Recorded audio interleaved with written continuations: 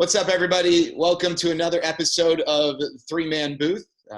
This is episode 6, and we're going to discuss a topic I am very passionate about today. Not that I haven't been passionate about other topics, but this one near and dear to my heart. Joined, as always, by the great Ted Emrich, who's below me. I don't know where he is on everyone else's screen, but I'm right next to you on my screen. Okay, so for me, you've got your own row. I share my row with Mike, which is rather inconvenient because he's like 6'5" and probably is hogging all the leg space. So I have the bottom bunk, is what you're saying? The bottom bunk. Yeah, you guys are splitting the top bunk. My Couzens is my spooning partner, allegedly, in the top bunk. Guys, it's been a while. I guess baseball kind of got in the way of things, so I'll take the blame there. Apologies. Yeah, it's all good. I love that we're talking. So I forget that there's a little red light in the corner of our screen saying that it's recording. I just love talking about this stuff with you guys. So yeah, we're glad to have you back in a normal human schedule now. On more of a schedule for human beings than for baseball broadcasters. Yeah, it's nice for the few months that I'll have this. All right, so interviewing. And as a reminder to people, if this is your first time watching, we're just 3 broadcasters who don't claim to have all the answers, but we really enjoy talking about broadcasting, and hopefully, people can take something away from our conversations. And if there's a topic you'd like us to discuss, our Twitter handles are our names, at Ted Emrich, at Mike Couzens, at Jared Sandler. You can reach out to us on Twitter. If you have phone numbers, emails, feel free to use those. But anything you'd like us to discuss, we'd love to discuss, because we ultimately decided we wanted to do this, A, to have fun, because we're all really good buddies, but B, maybe someone, like I said earlier, can take something away from this. And today we're going to discuss interviewing. And it's funny, guys, I was talking to a younger broadcaster the other day, and we were going over the various elements of sports broadcasting, whether it's, being an anchor, a reporter, play-by-play, I guess journalism, being a sports writer, whatever. And we talked about, interviewing, and he was like, I don't really love the interviewing stuff. I'd rather just do play-by-play. And I was like, all right, that makes sense. But you need to understand that there's not a sports journalist in any capacity that doesn't need to have interviewing skills, whether it's, something that's recorded on camera or off camera, just to glean information. Interviewing and interviewing skills are essential. I think it's one of the pillars of kind of what we do. And I guess I'll start. The 2 things that stand out to me. One comes from an article that Mike sent me years ago, which is always avoid yes or no questions as much as you can.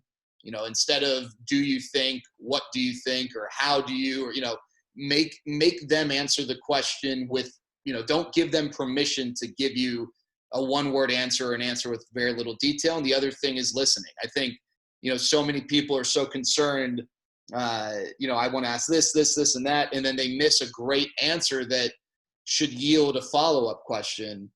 Those are the 2 things. I want to start with the listening part of it. I'm sure this is something you guys have faltered on at some point. I know I have. I've gone into an interview, I wanted to make sure not to look like an idiot. So I was just going to ask the questions that were in my head or wherever. And you end up going back and, man, I wish I would have asked him more about this. And those sometimes end up being the best interviews and best conversations. Yeah, the more organically that things flow, because you're reacting to what somebody said instead of being nervous and looking down at your sheet of questions that you may have brought with you, the better off things are going to be, because that's how real conversations go. I don't call you on the phone and have a prepared list of questions I want to ask you. I just react to what you're saying. Well, all of a sudden, when a microphone is recording, we think that we have to be different, and we don't. I think that some of the best questions come from, just noticing what somebody's surroundings are, or something that they might have said, or when you've read up on their background, and you can build off of those things. So, for instance, earlier today, I was preparing for my game this weekend with Georgia State and ECU, and Mike Houston is the head coach of ECU and was telling us about a convenience store / gas station he worked at when he was 14 years old. So we followed up and we said, well, what's the name of it? And where is it? Is it still open? Those are things that will, in a broadcast, maybe be a 15-second story, but we'll still add a little bit more detail that makes the story better instead of had we just moved on. And there are a lot of different types of interviews too that you'll do in sports. You know, there's a informational interview like we do for college football during the week. There's a pregame show interview, Jared, that you've done probably thousands of at this point over the last few years that to me are very challenging in baseball because in 162 games, let's face it, every day there's not something compellingly new to ask about for 5 minutes. I still remember when Jose Valentin was one of the first managers I worked with in the minors. And after a long major league career, he goes, well, let me know what time you want to do our interview every day. And I was like, I don't want to do an interview every day. I want to talk to players. We don't have to do this just because the major leagues do it that way. And then the other is look at what Scott Van Pelt just did after the Lightning won the Stanley Cup to get a coach, you don't know which one it's going to be, to join you on the show. And him and Dan Patrick, I think, are two of the best at getting people to give great revealing answers. And post-game, I think, is equally hard because you have to synthesize what you just watched, figure out what the key moments are, and then get someone to explain to you why or how those things happen, Ted. Can I jump? I want to jump in quickly. This builds off the listening thing, and I'm curious both of your thoughts. So you just mentioned something about SVP and Patrick and how they get great answers. What do you guys think plays into that? What do they do that allows them to get the most out of each interview? I think it's apparent they make their subject comfortable almost immediately. And even in that setting, it is so conversational. It is not bullet point, bullet point, bullet point, this question after that question. There are follow-ups. And listen, let's just be honest too, they have the credibility based on their track record, their body of work, and they have the gravitas too. They are universally respected. They can land any guest that they would want. Listen, they worked to that point. Of course they did by doing that exceptional work along the way.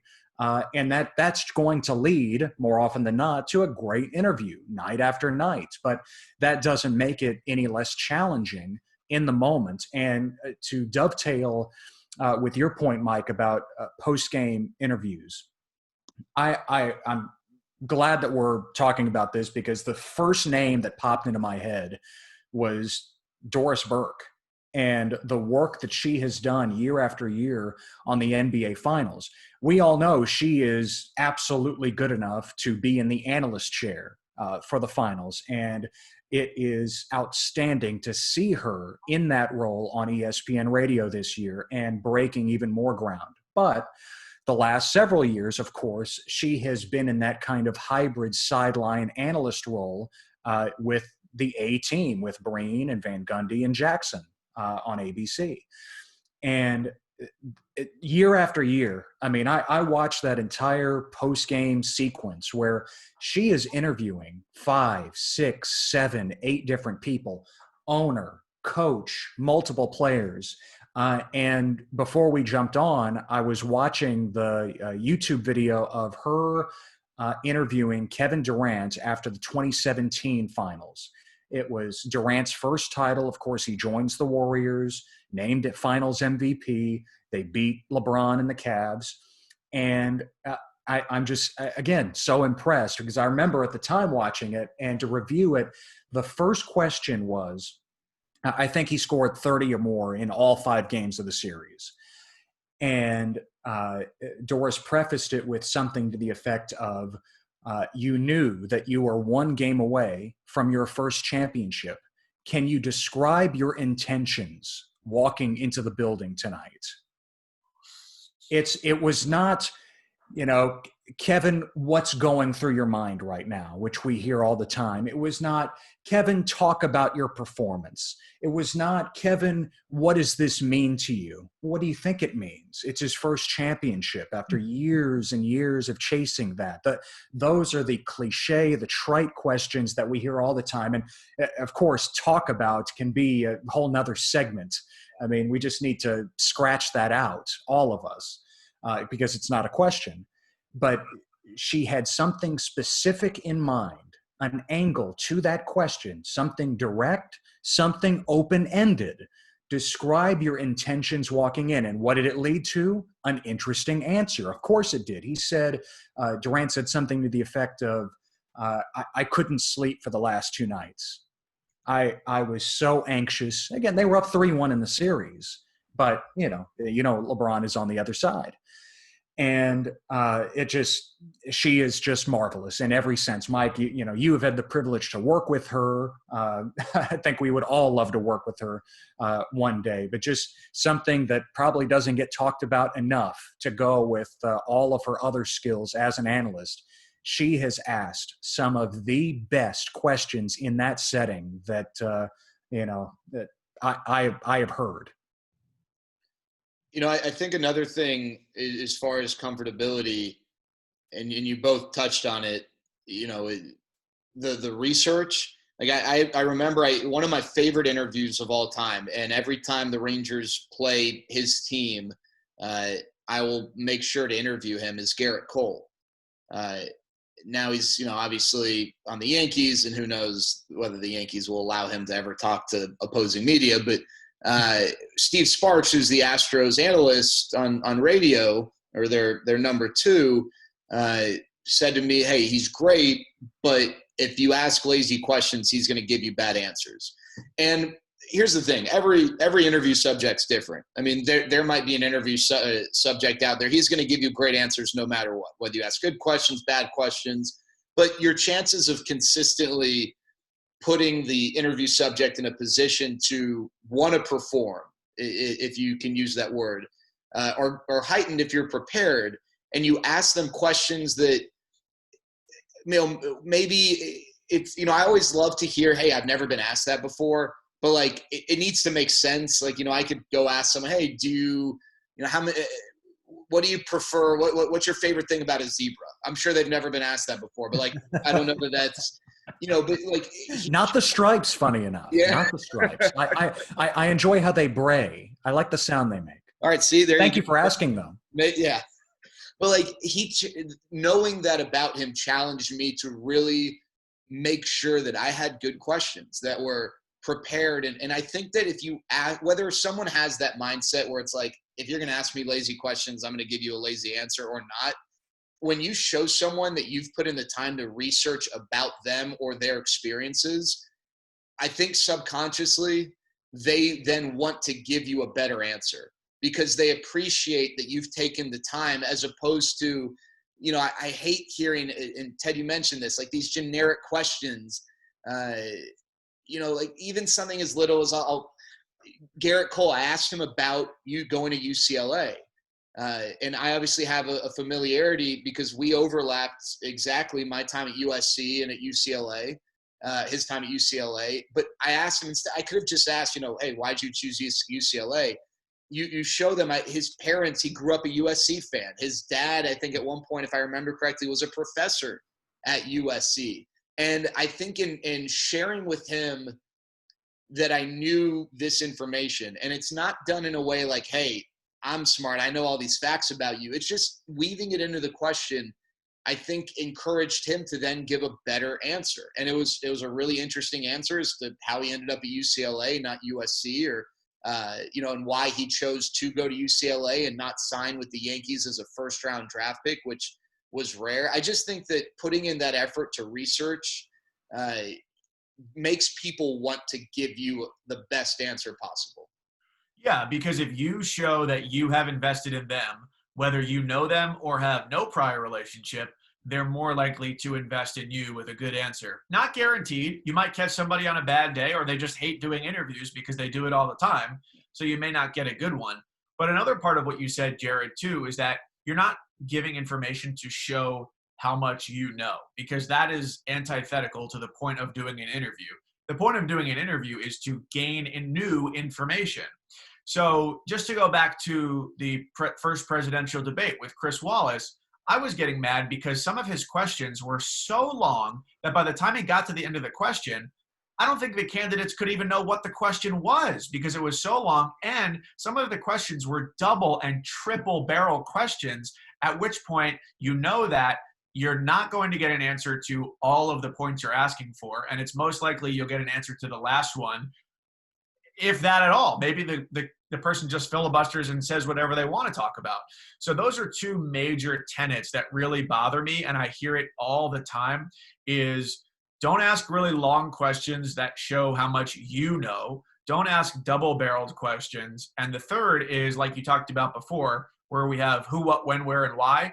If you can start your question with one of those things and make it a short question, you're more likely to get a better answer because you're asking the open-ended question rather than pointing and hurting your subject into a certain area. Yeah.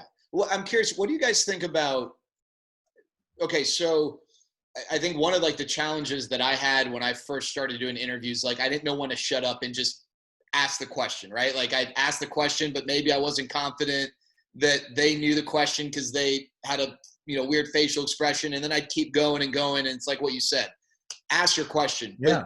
But I have had people say that the question should be the question. There shouldn't be any context added. And I actually disagree with that. I think that it's case by case, because I do think there are times that the raw question is not on its own what you really want to ask, because it's not, you don't want to lead them to an answer. You don't want to ask the question so that their answer is this, but you also want to make sure they know exactly what you're asking about, or, what part of the game or what, whatever it might be. So I'm curious your thoughts on this, because I do think that sometimes context on the front end of a question is important, again, in the right situations. Yeah, and I think you're right. I don't think it's an absolute one way or the other, but I think the example that is something you want to avoid, what you're referring to, is asking the question and almost half answering it for the subject before they open their mouth. I mean, and that will happen, whether it be it's a long form interview, podcast style, or, sit down on TV. You might ask, well, why did you do this? Because, to the American people, it might seem that, oh, no, just hang on, just ask the question, let the subject answer. Sometimes silence is your friend. Again, watch any long form interview, or whether it's 60 Minutes or, one of their great long form interviews, or a real sports segment or whatever. Silence can be telling on television, as we know, as the subject ponders the question, thinks about how he or she is actually going to answer that. That can make for great TV. Radio can be a little different, but no, in the right situation, context can absolutely help. I remember last year we had a game at Iowa State, and their point guard, Tyrese Halliburton, who's, at the time was a projected lottery pick and might still be first round pick for sure. Sophomore, he's going to come out early. And we got him to join us at the table, which is another challenging element. Executing an interview, of course, during a game, and making sure that you were keeping the audience abreast of what's happening while not ignoring your subject, and obviously letting the analyst jump in too. And I went in thinking, this has to be succinct. All of my questions, they have to be to the point. And I remember one, like, we gotta bring up the draft somehow. Like, he had not officially declared that he was coming out yet, but just make it simple. Just boil it down. Okay, how did you go from being a 3-star recruit to a projected lottery pick? Just keep it simple. And that's whether it be, I brought up Doris Burke earlier, Tom Rinaldi, whatever. Like, I always remember Tom Rinaldi asking Nick Saban one time after an Alabama loss, Nick, what happened? 3 words. That's all you need. It's some upset. I forgot exactly, who it was, some upset loss. Nick, what happened? Like, I remember I asked that same thing to Shaun White after he missed out on the podium at the 2014 Sochi Olympics. I was covering it for Westwood One, and Shaun White is coming through. He is stopping in the mixed zone for every single outlet. Of course, NBC TV is first, and then he's doing, Swedish TV, he's doing BBC, whatever. Like, I'm like the 13th person in line, and he actually stopped, which was good. But going in at the Olympics, you get 90 seconds max. And so you really have to make your questions count. And that's actually what I led off with. Sean, what happened? And it was hilarious. He said, well, I don't know. I landed on my ass. Like that was it. You go from there. It's just the simple approach can be best at times. So I want to ask you guys if you like this or you don't like this. So like the Shaun White example is great because anyone who's listening knows what you're referring to, right? Like right. what happened. Like that's okay. Yes. So I'm going to go back to, just because it's top of mind, the Garrett Cole one. When I asked him about not signing out of high school as a first round pick, I could have asked, Garrett, why did you choose to go to UCLA and not sign with the Yankees? And he knows exactly the context around that. He knows it's rare. What about your audience? So not everyone, I always wrestle with this. Not everyone listening to that interview would probably know that it's incredibly rare for yes. Garrett Cole to do what he did. Yes. It very rarely does a first round pick not sign. So I don't remember exactly what I said, but I think my question was something along the lines of what I just said. Garrett, it's so rare for a first round pick, especially someone drafted by their childhood favorite team, to not sign and instead go to college. Why did you choose to do that? I felt like that context was necessary because I wanted the listeners to know why I asked that. Yeah. Like, you're not answering it for him. That, like, right. I'm not giving. That's absolutely warranted in that case. Yeah, I think that's fine. You're not going on and on about, and in the history of first round draft picks, you were the 17th to do this in the history of, like, that would be unnecessary, but you're providing a little bit of context, which if it takes 2 seconds, not a big deal. Okay. So you guys, we've all talked about different forms of interviews, and I think that's also important to understand. A pregame interview, a post-game interview, a mixed zone, 90-second interview.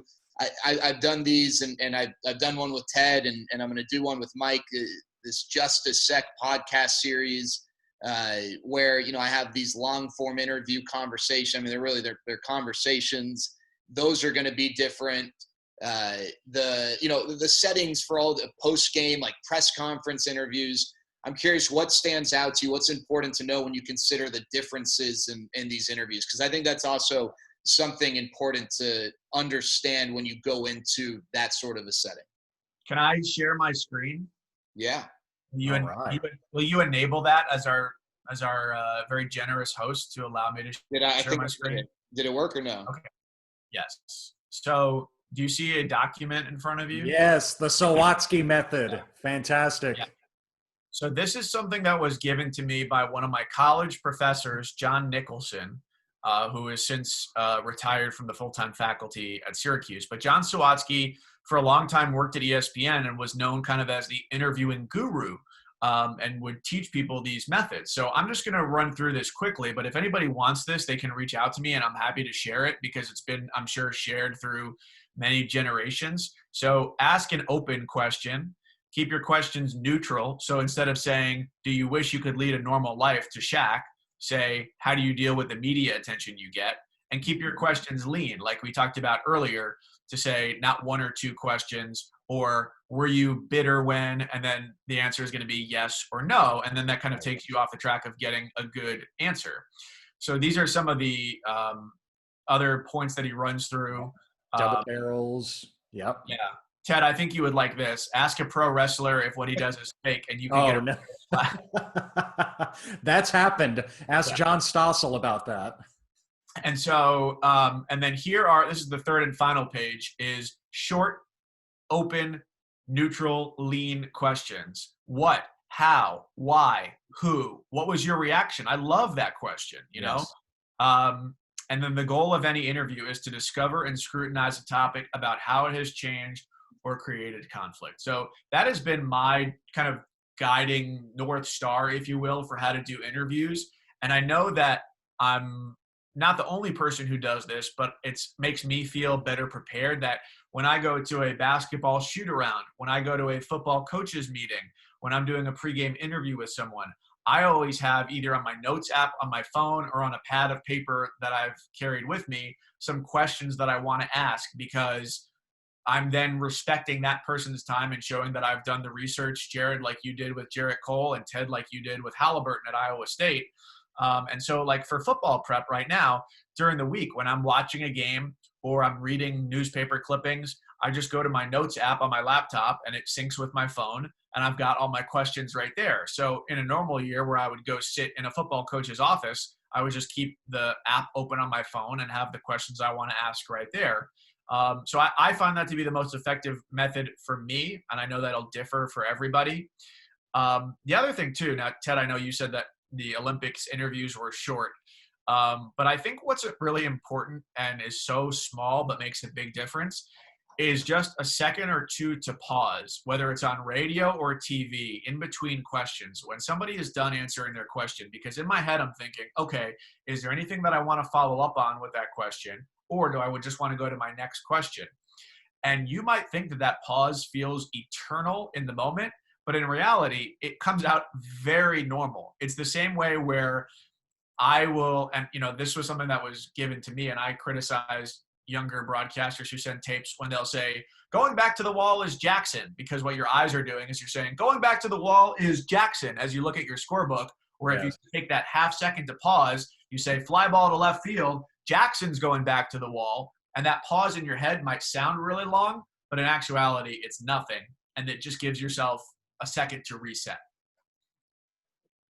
Anything as we wrap this up, and the reality is we could go on and on about interviewing for multiple hours. So this is not everything that needs to be considered, but anything that each of you want to leave with as far as interviewing is concerned? No more talk about. No more. And we continue to hear it in press conferences that are aired live, after an NBA playoff game, or, a press conference during the week leading up to an NFL game. There is always at least one to talk about, so-and-so and his performance. Like, no, I don't want to. Ask me something about that player, something specific. Do some homework, something. It's just that is aggravating. And we can all see it on Twitter when it gets made fun of, but it's still out there. It still gets asked. And it's even the wrong verb to use, because it's not a question. It's not asking anything. And I would say the other thing that is funny for me is I go back to, this was my junior year of college, and every Monday, Doug Marrone was the head coach at Syracuse for the football team, and they would do a press conference and a media luncheon. So I went mostly for the latter part because it was free food, and I was going to take free food wherever I can get it. But yeah. I hate generic questions of, like we just said, talk about this, or, talking about necessarily like, oh, well, what do you see in the scheme of their defense? Like, that doesn't appeal to me. I'm sure there are a lot of people who that does appeal to, but not to me. So I want to know more about like the personal side of people. So like the coolest thing that I talked about today with the coaches that we spoke with was the story about the gas station. I don't care about a 3-4 defense or whatever. That's not something that I'm going to take away from a broadcast. So I asked Doug Marrone something to the effect of like, what's your post-game meal after you get home on a Saturday, like from a noon football game, I think was my question, something like that. And he said a bologna and cheese sandwich and a Gatorade. And like to this day, if you Google Doug Marrone bologna sandwich, that comes up with like, it's come up in Buffalo, it's come up in Jacksonville. And it started just because I was like, I'm going to ask this question because it's interesting to me. And I want to know what the story behind it is. And so it's still followed him wherever he's gone in his career. So I think, if you go into an interview with these preconceived notions of, oh, I want to ask X, Y, and Z, but something interesting comes up along the way, don't be afraid to follow that path, because it could be the most interesting thing that you do. So that's my biggest takeaway. So I'm going to share my screen one more time because I really want to prove what I was talking about. And it is that if you Google Doug Marrone baloney, you will come up with 2017, 2018. Oh, it helps fight childhood cancer? Right. 2017 on Yahoo. I don't know what NewYorkStateUpstate.com is. Doug Marrone likes baloney. Pardon my take, Doug Marrone. Like, I'm taking credit for this because it happened back in like 2010 or 2009, whatever the year was, and I would like all of the credit and any residuals that may come my way from that. Did he share one with you after a Syracuse win? You know, they didn't win enough games, I don't think, to really celebratory bologna sandwiches. We couldn't all be USC in football. Oh, dude, don't even start with me. You want to talk about breaking my heart year after year? That was USC. Thursday night, Corvallis. We were the best team in the country, and we go and we blow a game against Oregon State when they had Jacquizz Rodgers, and that was our only loss. We missed out on the national. I mean, I'm unfortunately conditioned to be very pessimistic when it comes to USC football. I love them so dearly. I love the program, but that year I won't be I mean, that was the best team in the country. Well, I do appreciate your gratuitous use of "we" as it pertains to. Oh no! I was I'm a big part of that. What position would you be like? Would you most excel at, like, field goal holder? I could hold. Didn't you catch 100 passes in high school one year as like a slot? Not 100. It was I think it was 60. But yeah, I had an okay career. Green Hill record book has his name on the front of it, actually. What's that? The Green Hill record book has your name on the front of it. I'm the cover of the media guide. Yeah, you're the all-time leading receiver, right?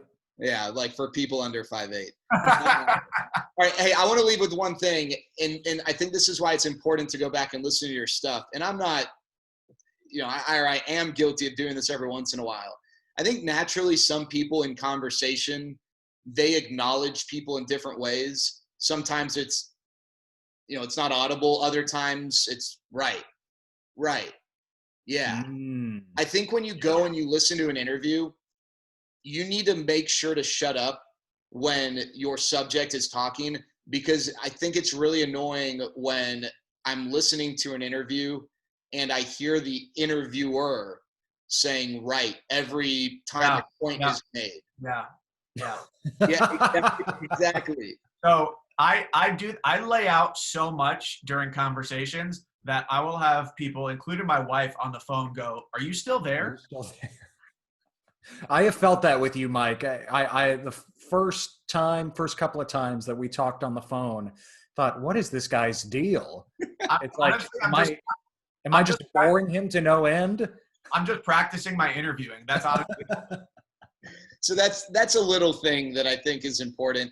And don't hesitate to laugh if they say something funny, but don't feel the need to give a fake laugh, because sometimes that just gets in the way. Sorry. Oh. But if your interview subject actually says something funny that makes you laugh, you can laugh. I just think the acknowledgement of every point that they make is unnecessary. But people, I don't think, realize how it sounds unless they actually go back and listen. Because I would do that, and then I went back and listened. I was like, I got to stop doing this, because who cares that I'm acknowledging the points? That's not what we're doing here. So, all right. As always, if you have any other questions about interviewing or any topic we've covered or not covered, feel free to reach out to us. Our Twitter handles are our names, at Ted Emrich, at Mike Couzens, at Jared Sandler. If you have suggestions for any future topics, please feel free to reach out. We'd love to discuss whatever you'd love for us to discuss on future episodes. But Mike, Ted, it's great to be back. Three-man booth. We're out.